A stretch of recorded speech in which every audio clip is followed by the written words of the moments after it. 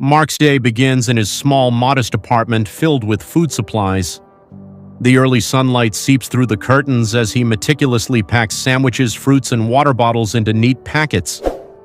His apartment, though cluttered, reflects his purpose, a life dedicated to helping those in need. A photo of his late mother sits on a small shelf nearby, her kind eyes looking down at him.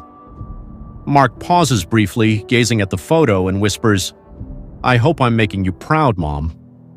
With determination, he loads the food packets into a cart and heads out, ready to fulfill his mission of kindness. On a busy street corner, Mark parks his cart and begins distributing food to the homeless.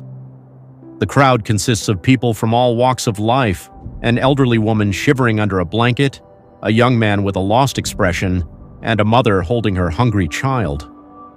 Mark kneels beside an elderly woman, handing her a sandwich and holding her hands gently. She looks up at him with teary eyes and murmurs, "God bless you, Mark. You're an angel." Smiling warmly, Mark replies, "You take care, ma'am. Let me know if you need anything else." Around him, people begin to gather, not to take advantage, but to witness the rare kindness that brightens an otherwise harsh world. Across the street, Officer Blake sits in his patrol car observing the scene. His sharp, judgmental eyes follow Mark's every move. Blake mutters to himself, "No one does this without an ulterior motive. What's this guy really up to?" Adjusting his badge and cap, he steps out of the car, his presence commanding attention. As Blake crosses the street, his gait is filled with arrogance and suspicion. He is the type of officer known for making assumptions, often letting his prejudices cloud his judgment. Blake approaches Mark, his tone dripping with hostility. Without introducing himself or asking questions, he grabs Mark's arm, stopping him in the middle of handing a food packet to a homeless man. The crowd's chatter quiets as they notice the altercation. "What's in these packets? Drugs?" Blake demands, his voice loud enough to cause embarrassment. Mark, calm but firm, responds, "Officer, I'm just handing out food. I've been doing this every weekend for years." But Blake isn't interested in explanations. He sneers, "Let me see your ID, monkey."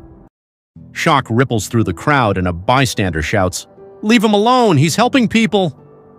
The tension escalates as more onlookers gather, some beginning to record the scene on their phones. Ignoring the protests of the crowd, Blake forces Mark's hands behind his back and cuffs him. The food packets Mark prepared so carefully tumble to the ground, some crushed underfoot as the officer leads him to the patrol car. Homeless individuals plead with Blake to let Mark go, their voices rising in desperation. "He's the only one who helps us," cries an elderly man, while another bystander yells, "This isn't right! Someone call the news!" The growing crowd begins to chant, "Let him go!" But Blake, consumed by his prejudice, refuses to listen. In a cold, dimly lit interrogation room, Mark sits alone, his hands still cuffed. Despite the unfair treatment, his face remains composed, a quiet strength radiating from him. Blake enters, slamming a folder onto the metal table, his eyes blazing with determination to find something incriminating. "What's your game here?" Blake growls. Mark, his voice steady, replies, "I'm not hiding anything, officer. I'm just trying to help people." But Blake's mind is already made up and he storms out of the room, leaving Mark to wait in silence. Meanwhile, outside the station, a young woman named Sarah uploads the video of Mark's arrest to social media. The clip shows Mark's calm demeanor contrasted with Blake's aggression, and within minutes, it begins to spread. Comments flood in, condemning Blake's actions and praising Mark's kindness. News outlets pick up the story, and headlines like "Humanitarian wrongfully arrested" dominate the media. The video becomes a rallying cry for justice, uniting people across the city in support of Mark. The next morning, a large crowd gathers outside the police station. Protesters hold signs reading "Justice for Mark" and "Stop Racism." Reporters interview members of the community who share stories of how Mark's selflessness has impacted their lives. Inside the station, Officer Blake faces his superior, who demands an explanation for his actions. The chief, furious, says, "This department doesn't tolerate behavior like this. You're being reassigned immediately." Blake, now realizing the gravity of his mistake, stammers, I didn't mean for it to go this far. As the doors of the police station open, Mark steps out to the sound of cheers.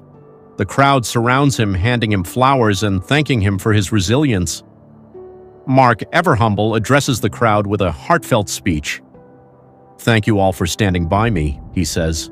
"This isn't just about me. It's about standing up for what's right and spreading love and compassion."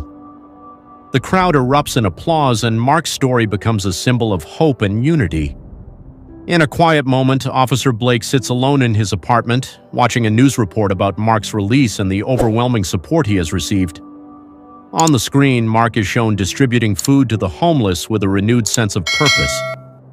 Blake leans back in his chair, his face etched with regret. "I was so wrong about him," he whispers to himself.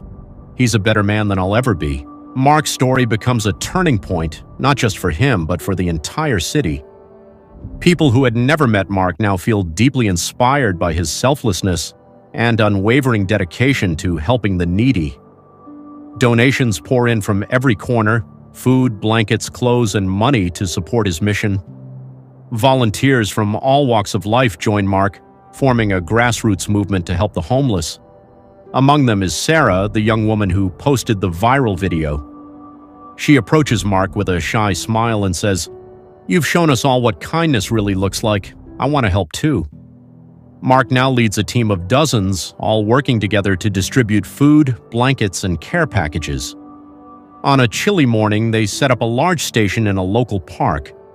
A line of homeless individuals forms, but the atmosphere is not somber. There is laughter, gratitude, and a shared sense of hope. Children from nearby neighborhoods bring their piggy banks, offering coins to support Mark's work. "This is all I have," one little girl says, holding out a handful of change.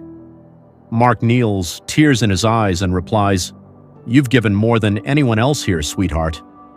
Even local businesses and organizations begin to take notice. Restaurants offer to donate surplus food, and a local charity provides funding for Mark to expand his outreach. What started as a small solitary effort transforms into a citywide movement, with Mark at the heart of it all. He continues to work tirelessly, his mother's photo always in his pocket as a reminder of why he began. One day, as he hands a sandwich to an elderly man, the man looks up at him and says, "You've saved more than just lives, you've saved our hope." Mark smiles humbly, replying, "Hope is something we all need, and something we all can share."